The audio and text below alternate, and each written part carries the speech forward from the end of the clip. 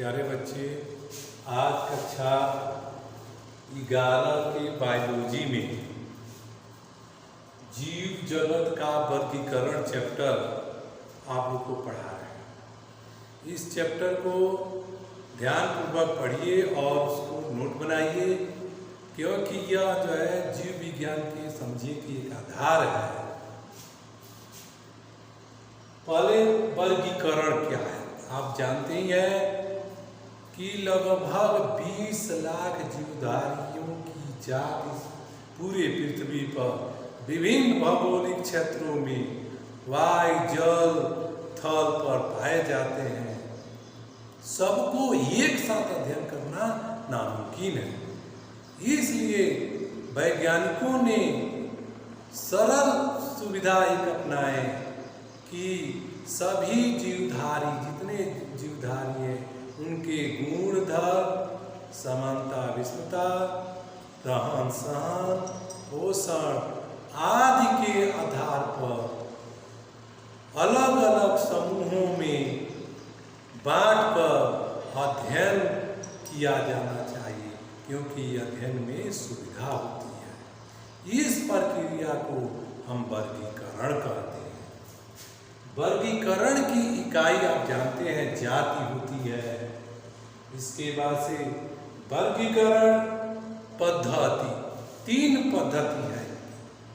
पहला है प्राकृतिक पद्धति, दूसरा है कृत्रिम पद्धति और तीसरा है जात वृत्ति पद्धति। अब एक एक करके हम लोग तीनों को पढ़े।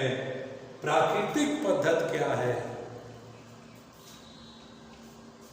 आप जानते हैं कि पूरे धरातल विभिन्न जो भौगोलिक वितरण के जलवायु के अनुसार जो बटे हुए हैं, उसी के अनुरूप वहाँ के जीव जंतु रहते हैं।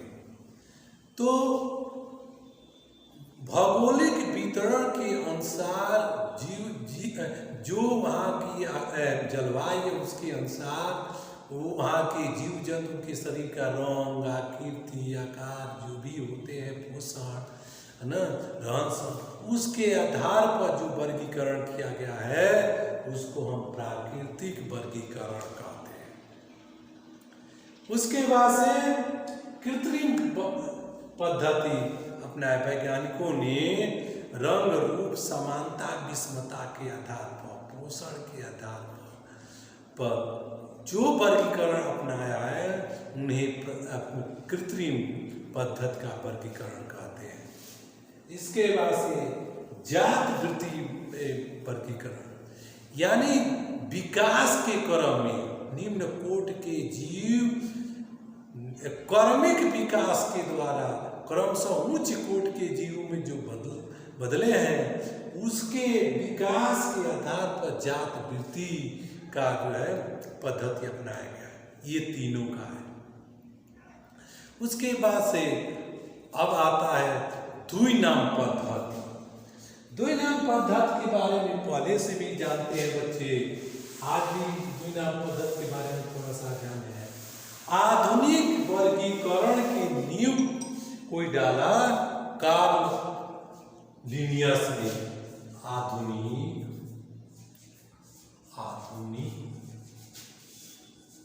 वर्गीकरण का नींव कार्लस लिनियस ने 1758 में अपनी किताब सिस्टेमा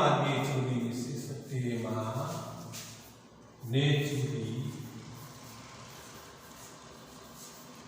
जो प्रकाशित किए थे, उसमें सभी जीवधारियों का, जितने चाहे पौधा हो चाहे जंतु हो, 2 नामों से उन्होंने लिखे थे। कहे थे कि प्रत्येक जीव जंतुओं का 2 नाम होना चाहिए। पहला जो है वंश, जिसको इंग्लिश में जीनस कहते हैं। दूसरा जो होता है जाति, जिसको स्पेसीज हम कहते हैं। तो इस 2 नामों को दुई नाम पद्धत कहते हैं। और दुई नाम पद्धत जब वैज्ञानिकों के पास गए तो देखे बहुत अच्छा ठीक लगा, सब लोग मिलकर कहें कि दुई नाम पद्धत के जन्मदाता कैरोलस लिनियस है, अर्थात आधुनिक वर्गीकरण के जनक कैरोलस लिनियस है।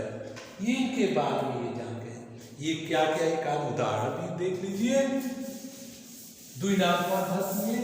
जैसे मनुष्य है, आप मनुष्य के बारे में उनका अलग अलग स्थानीय नाम है, लेकिन जो दुई नाम पद्धति है वो एक ही है। उस दुई नाम पद्धति को वैज्ञानिक नाम कहते हैं, जो अंतर्राष्ट्रीय स्तर पर एक ही होता है। तो ये मनुष्य का वैज्ञानिक नाम होमो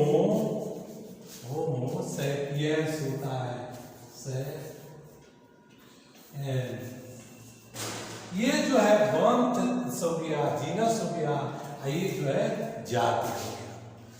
इसी प्रकार मान लो आम का पेड़ है, तो आम के पेड़ को या मैंजीफेरा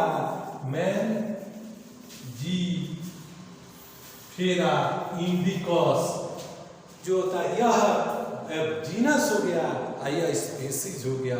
इस तरह सभी का नामकरण हो गया। अर्थात पौधा है तो वनस्पति बोटेनिकल नेम हो गया, और जंतु है तो जूलॉजिकल नेम हो गया।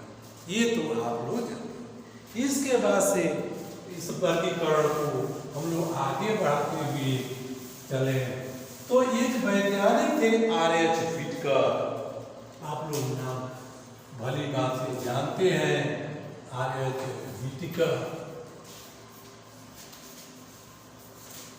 1969 में जो वर्गीकरण अपनाए, उन्होंने कहे कि समस्त जीवधारियों को 5 जगत में बांट दिया है। तो उन्होंने 5 जगत का सिद्धांत प्रतिपादित किया। 5 जगत का सिद्धांत जो है, पहला था मोनेरा। दूसरा जगत अर्थात जगत को किंगडम कहते हैं। दूसरा हो गया प्रोटिस्टा, और तीसरा हो गया कवक,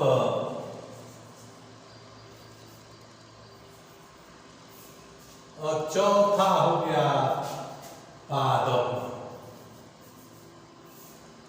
पांचवा हो गया जंतु।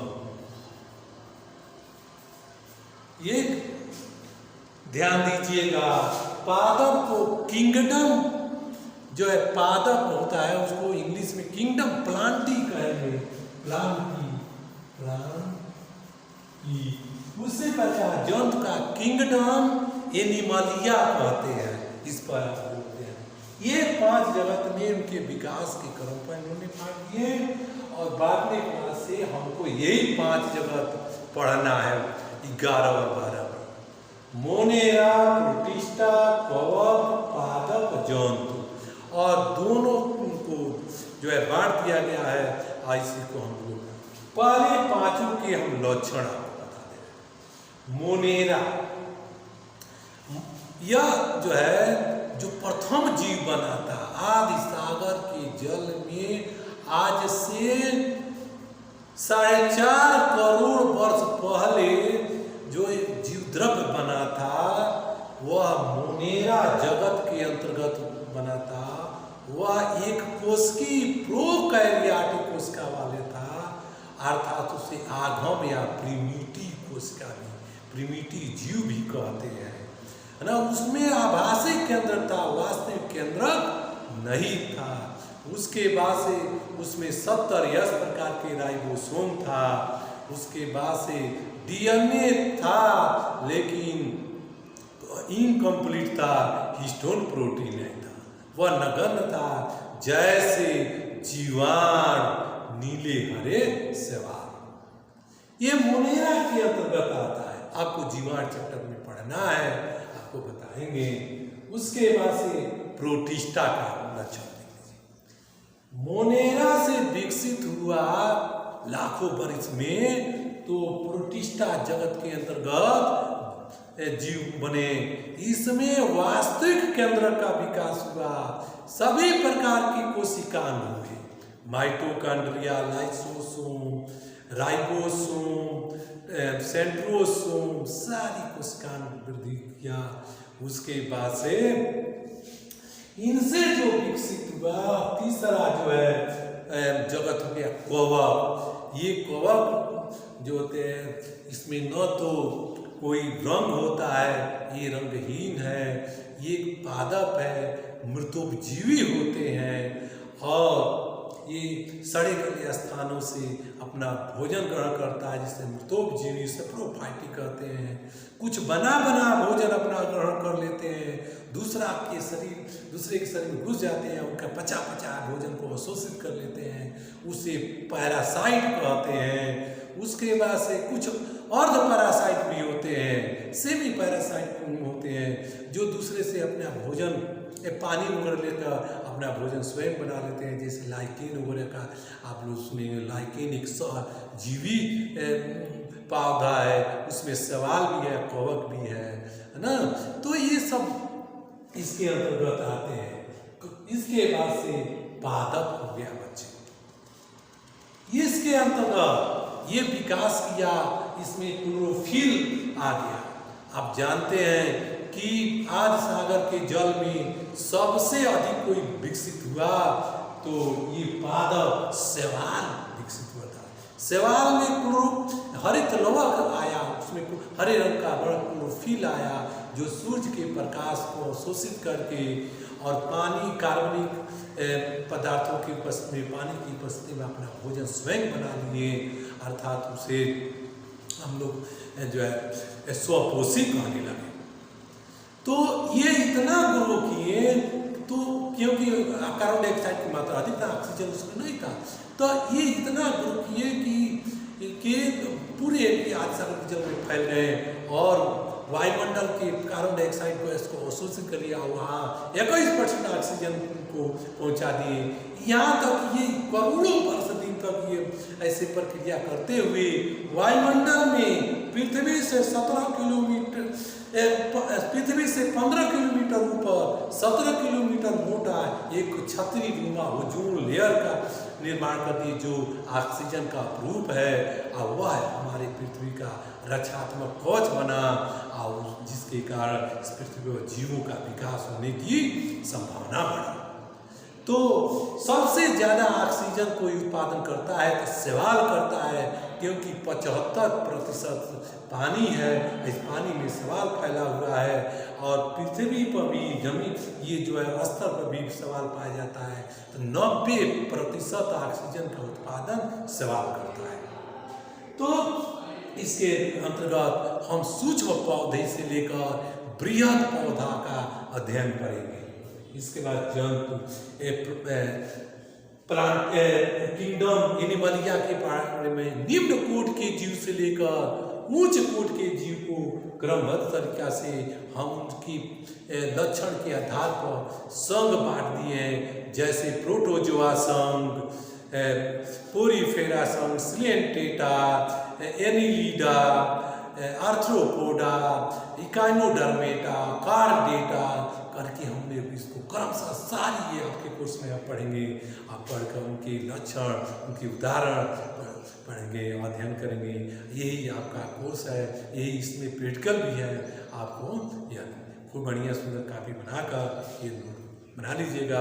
बच्चे आज के वीडियो में इतना ही, शेष कल के लिए हम लोग